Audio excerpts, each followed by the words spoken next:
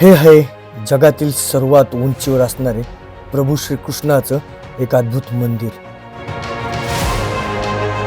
जे एका पवित्र तलावाच्या अगदी मधोमध वसलेलं आहे. या तलावाच्या संत पाण्यात जेव्हा हिमालयाच्या अवाढव्य शिखरांचे प्रतिबिंब उमटते, तेव्हा हे दृश्य एखाद्या स्वप्नासारखं वाटतं. आज मी तुम्हाला घेऊन चाललो आहे एका अशा प्रवासावर जिथे भक्ती आणि निसर्ग यांचा एक अनोखा संगम पाहायला मिळेल.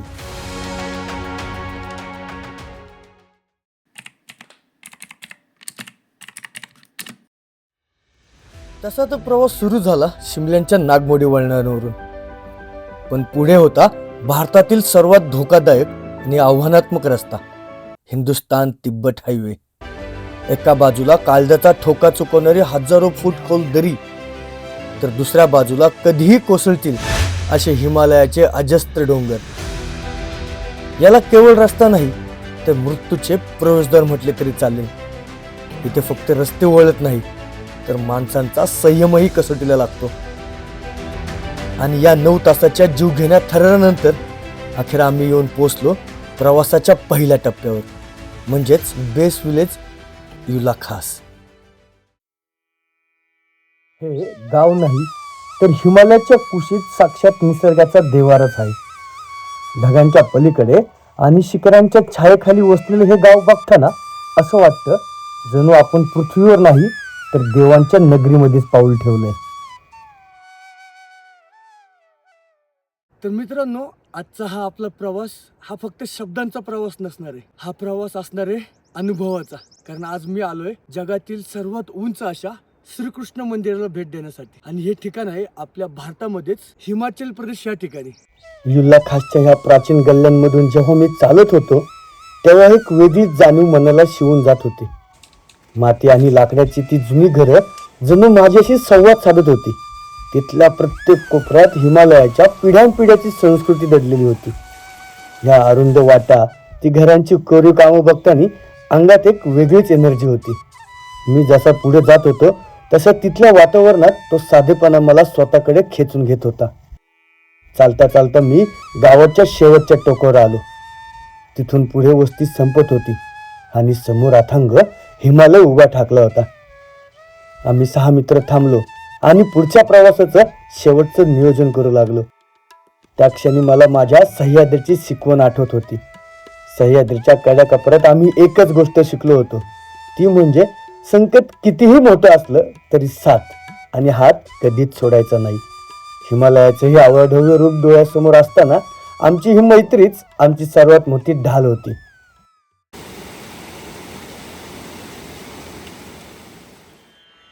रेणू रना रना.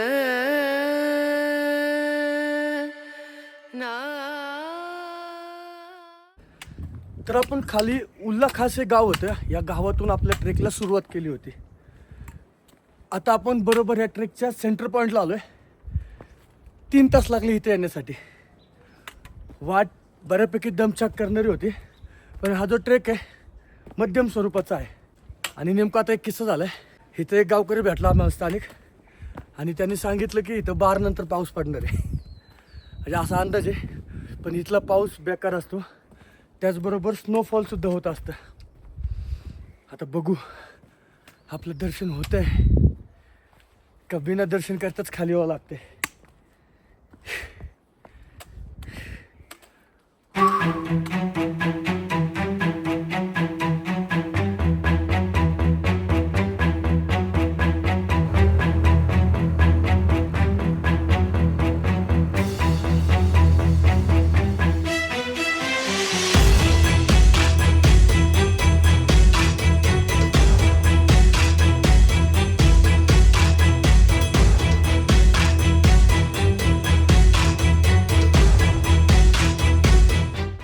दमलो होतो, थकलो होतो, पण हारलो नव्हतो.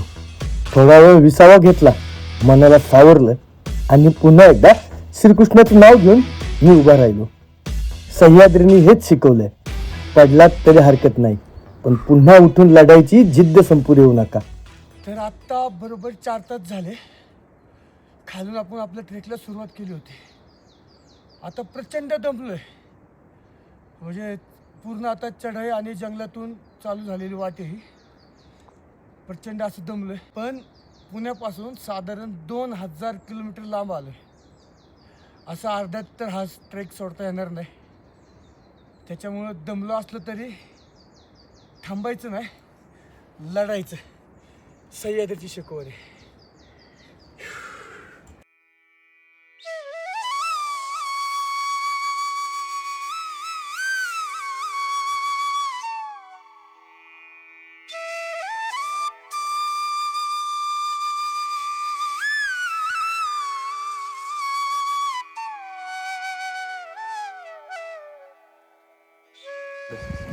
ह्या डोंगराच्या अलीकडे जी किनार दिसते का भाऊ, ही दिसते का ह्या पट्टा, ह्या पट्ट्यावर आपण पोचलो ना तिथून आपल्याला मंदिर दिसणार आहे. मला असं वाटतं की इकडे असं अरे पाऊस चालू झाला.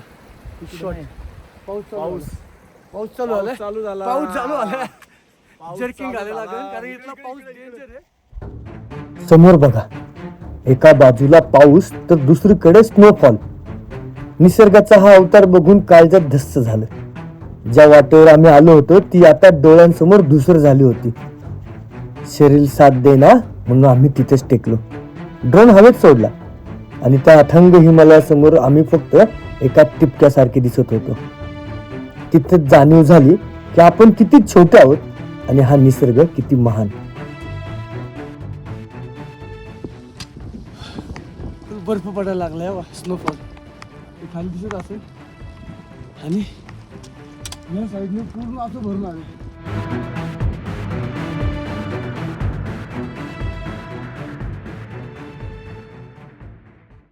हा दगडधोंड्यांचा चढ आणि बोचरीत थंडी.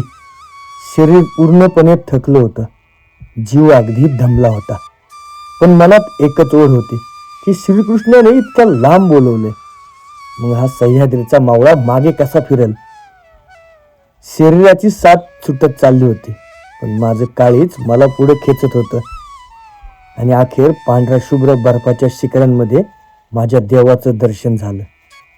ड्रोनच्या कॅमेऱ्यातून जेव्हा तो विलोभनीय नजारा पाहिला तेव्हा अंगावर शहारा आला. हिमालयाच्या त्या विराट रूपासमोर मंदिर एखाद्या दागिन्यासारखं चमकत होतं. तो एक नजारा इतका सुंदर होता की मागच्या कित्येक तासांचा तो सगळा संघर्ष आणि तो थकवा एका क्षणात कुठल्या कुठे गायब झाला. मी मंदिरापाशी पोचलो आणि त्या पवित्र तळाला परिक्रमा मारली. तिथल्या गार वाऱ्यातही एक विलक्षण ऊर्जा आणि चैतन्य होतं. जणू साक्षात ईश्वरच माझ्या पाठीवरून हात फिरवत होता. मी मंदिराच्या पायरीवर डोकं टेकवलं आणि मनात विचार आला, तो जीव घेणा पाऊस, तो बोचरा स्नोफॉल, ही हाडं गोठवणारी थंडी, हे सगळं देवाने फक्त माझी परीक्षा घेण्यासाठीच मानलं होतं. आणि आज त्या सावल्या कानाने आपल्या या लेकराला आपल्या चरणांशी जागा दिली होती. काहीच न मागताही आज आयुष्याचं सार्थक झाल्यासारखं वाटत होतं. डोळे मिटले तेव्हा फक्त एक अथांग शांतता होती. सह्याद्रीच्या काळजातून निघालेली ही भक्ताची वारी आज हिमालयाच्या या पवित्र दारात पूर्ण झाली होती.